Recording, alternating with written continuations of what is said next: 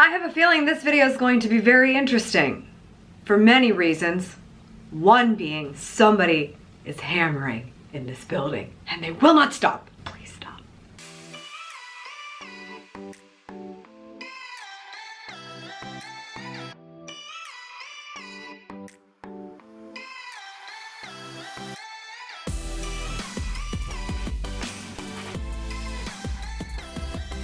Good morning, good life. Welcome back to AmyTV, where we come together to help you go after the life you want. I am not in my usual spot. This has been more of my jam lately. Why? Because natural lighting is divine and much easier to set up. Of course, that probably means the clouds are gonna go crazy because that's always what happens when I do this. Today, I wanna dive into a little bit of a hot topic. For those of you who are watching this video who saw a recent vlog of mine, you may have come to reiterate your views, and to those of you who have decided so, I invite you to just hang tight with me for a second because I think I have a little bit of explaining to do. But today I want to talk about how to work out every day, at the risk of upsetting some people, how to work out every day even if you don't feel like it. And a really quick shout out to the sponsor of this episode of AmyTV, and that is my dear friends at Pvolve. If you have not heard of them yet, I have been such a fan of them for a number of years now. They're one of my favorite workouts to do.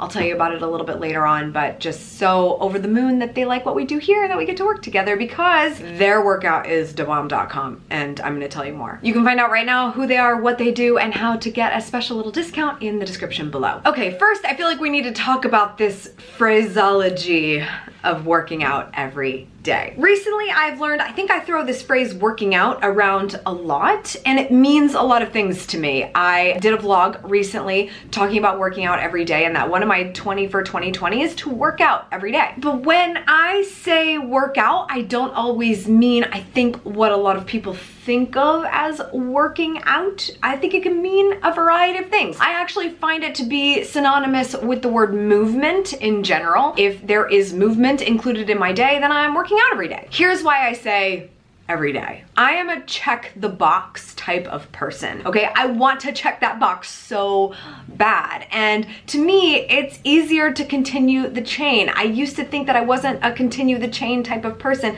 but when I can fill in every single box, it brings me so much joy. What I know for sure is that it's never going to happen, but I can try. So if I have a goal of working out every day, then I'm probably gonna do better than if I didn't have a goal of working out every day. I feel the gray area is fewer and further between if we just call it every day. This doesn't work for everyone. I would never suggest that this would work for everyone. As a matter of fact, there might be some tips in this video that'll be helpful for you, whether you intend to do every day or just a couple times a week. But it's just how I need to process the ability to build that habit, because to tell you the truth, I don't like working out. I don't like moving my body. I like sitting on my computer and my phone and doing my little things. I don't want to have to do it, but I know that I'm going to live a healthier, longer life if I do. So it's kind of my way of programming my brain. So if I program my brain that we're shooting for 7, I will feel so good about the fact that it is likely gonna be like 4 or 5. But if I tell myself, oh, I only have to work out 2 to 3 days a week, if I miss one of those workouts, I'm gonna make myself feel so much worse than if I didn't get to 7. Like 7 is a lot. But probably the most important thing to note here is that when I say working out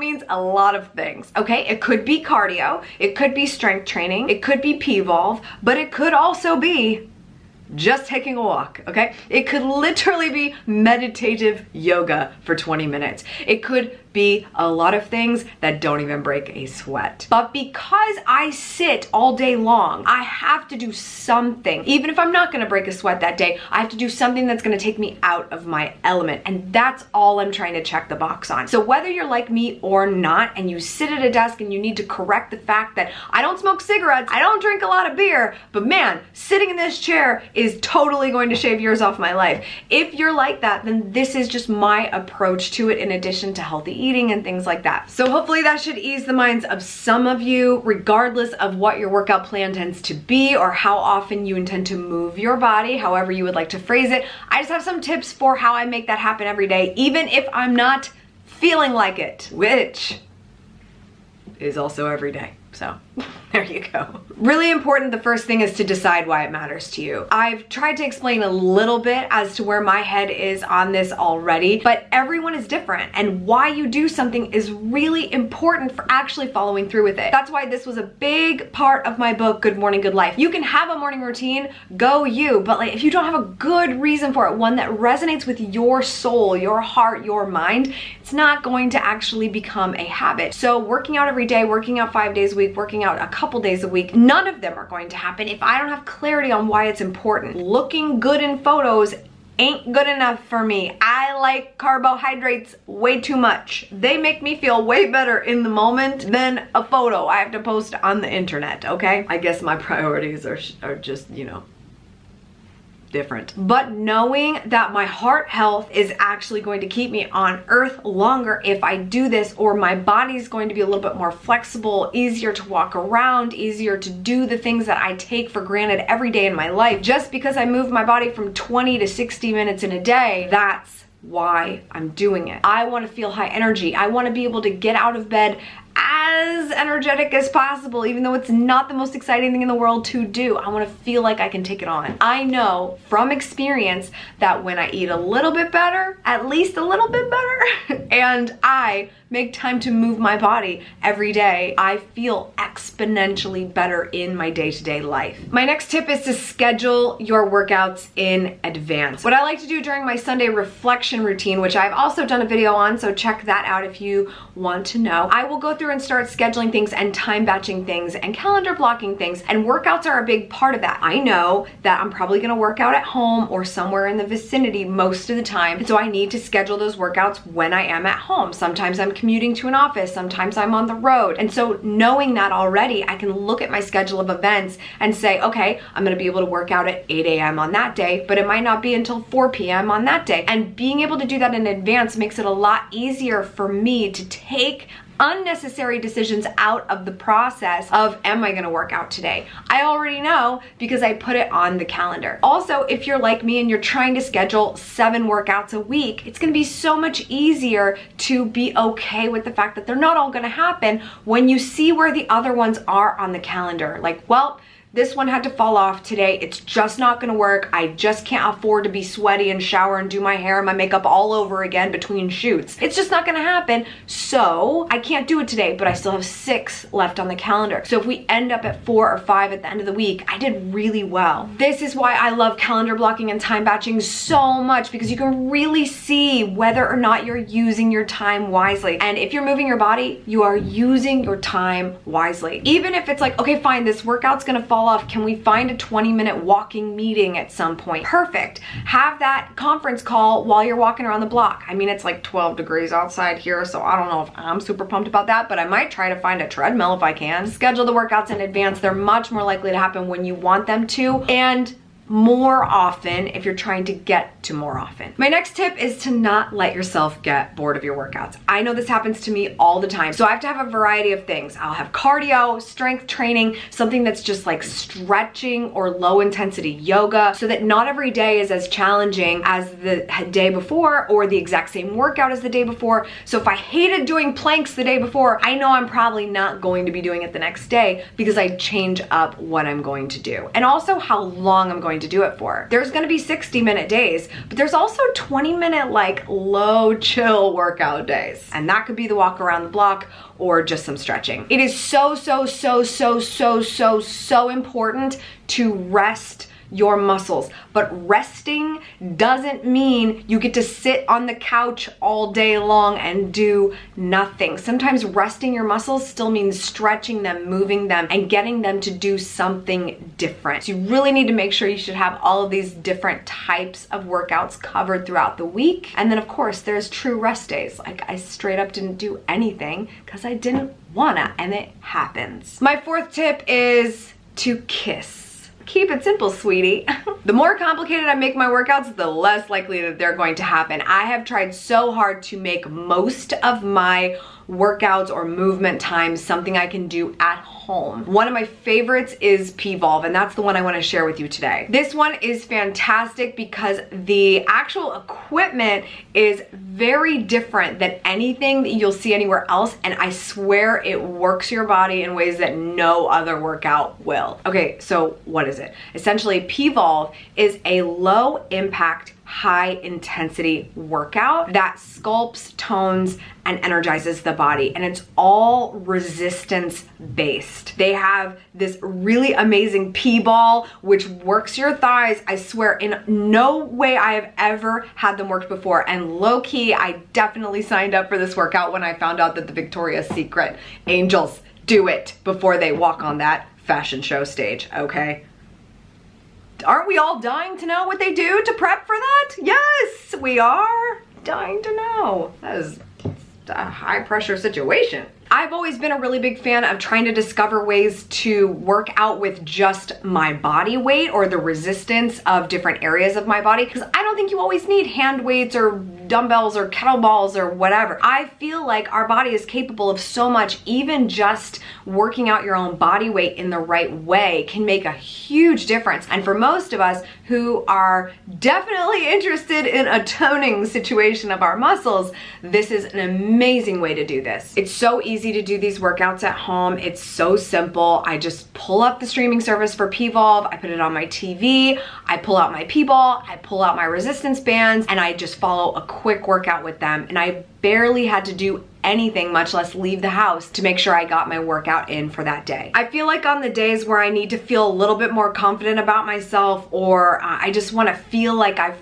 really taken care of myself before a speaking gig or before a photo shoot or before anything really important like a party, I will definitely do a P-Volve. Like, I feel like it makes me feel like I'm just right. Check out the description below for a discount code to P-Volve. I promise you, you are not going to regret trying this workout. It is one of my favorites that I've ever tried in my life, and thank you to them for working with us here at AmyTV. My next tip is to get together with friends to do a workout. My friend Sarah and I did this before she got pregnant. We always went to spin class together. It was so much more fun to go with a friend because it felt like you got that time. You can't really talk in spin class, not gonna lie, but still being able to hold each other accountable is a lot of fun. So if you're someone who definitely needs an accountability partner, whether you need to hire a personal trainer for a couple days of the week, it would get expensive if you saw them every day, and I don't think I would recommend that. That's like very strenuous. But going to spin class a couple times a week and doing it with a friend, you get to spend more time together, and it's quality time.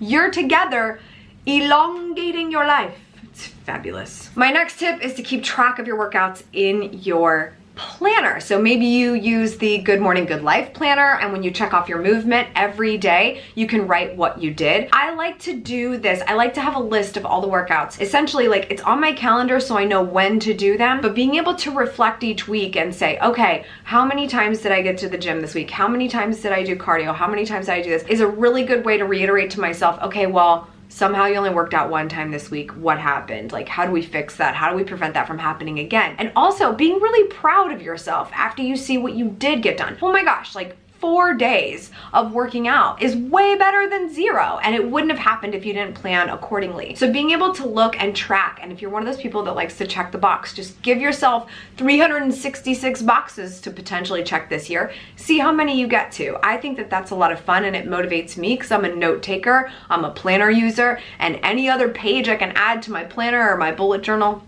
I'm all about it. And my last tip is kind of on that note, but what to do after. When you look at your reflection and you see how well you did, or whether it's after a week, after a month, after a quarter, after the year, celebrate. Give yourself those milestones. Like, after a week of doing at least 4 of my 7 workouts, or 5 of them, you know, what's going to happen? After a month of sticking with it, what's going to happen? What about after a year? How are you going to treat yourself? Let me tell you something. I am not online shopping right now, and it is because I do not want to buy things that are not out of whack, okay?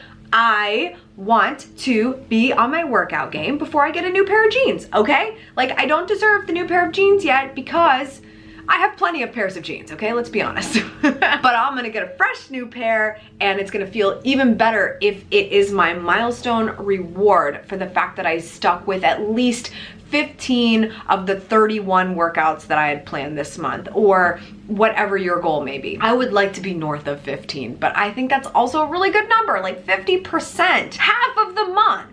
You got your workouts in. That's great. You should be able to reward yourself, maybe not with a glass of champagne, because that would be a very easy thing to do on accident and totally mess up your diet. Or would it? I mean, come on. Maybe a week of it in London was not the smartest idea. One glass, probably okay. Find the milestones that make sense for you. Give yourself credit when you follow through on what you say you're going to do. No matter what you decide is your right amount of working out or what working out looks like for you, decide it for you. It's your life. So you should also be able to enjoy the fact that you have reached certain milestones and achieved the goals that you've set out for yourself. Because every single day we are reminded that we are not enough. We need to remind ourselves that we are.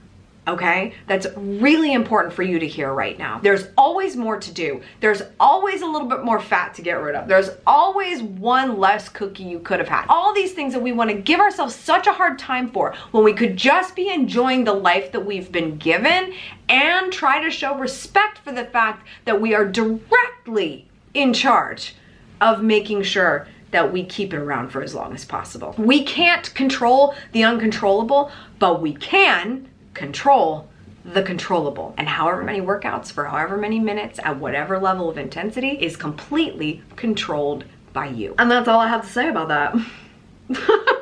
Okay, tell me, what is right for you? What is your goal in the movement of your body department? Share that in the comments below. Thanks again to Pvolve for sponsoring this episode. Details about them and a discount code for you will also be in the description. That's all for today. Thank you so much for tuning in. I appreciate it as always. Make sure you subscribe for good vibes, kiss the ones you love, and go after the life you want. Cheers.